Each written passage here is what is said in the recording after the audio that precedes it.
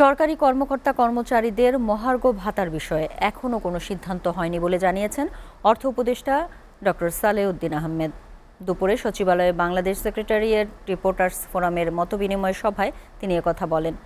বড় বড় সংস্কার সম্ভব না হলেও সংস্কারের ক্ষেত্রে কিছু কাজ অন্তর্বর্তী সরকার করে যাবে বলেও জানান অর্থ উপদেষ্টা। তিনি বলেন, কিছু ভুল ত্রুটি ব্যর্থতা থাকলেও সরকার সর্বাত্মক চেষ্টা করছে।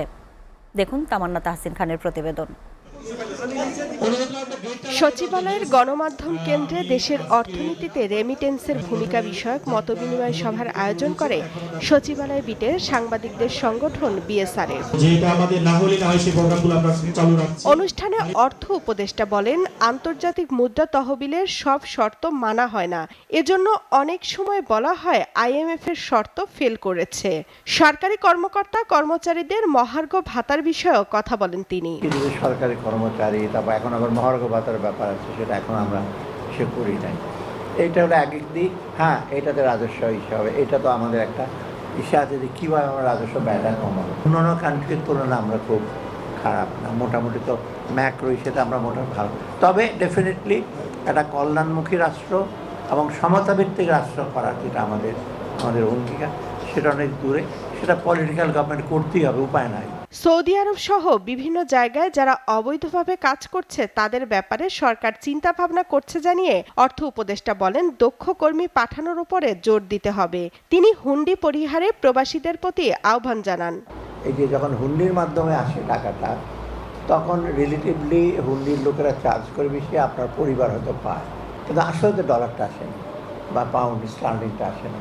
বা না আসার ফলে কী হয়, আমাদের যে বৈদেশিক মুদ্রা রিজার্ভ, আর আপনারা জানেন যে foreign currency is a backup of our, টাকা ছাপানোর একটা ব্যাকআপ।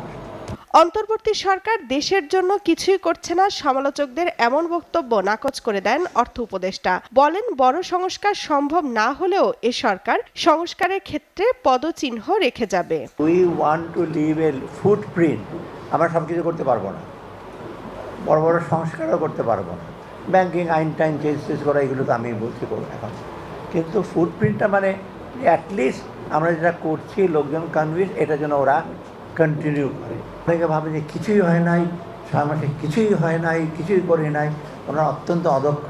হ্যাঁ, কিছুটা ওনাদের মতো এত দক্ষ না, যারা কথাবার্তা বলে এত দক্ষ না, একেবারে যে দক্ষতা নাই তাও না, বা কিন্তু কিছু হচ্ছে, কিছু না হলে কিন্তু বাংলাদেশে আমরা যেটা ইনহেরিট করেছি।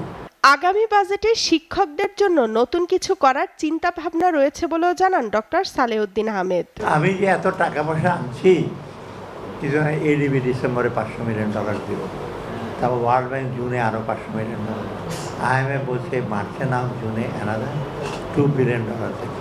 ওদের কতগুলো যোগতে কতগুলো কন্ডিশন আছে।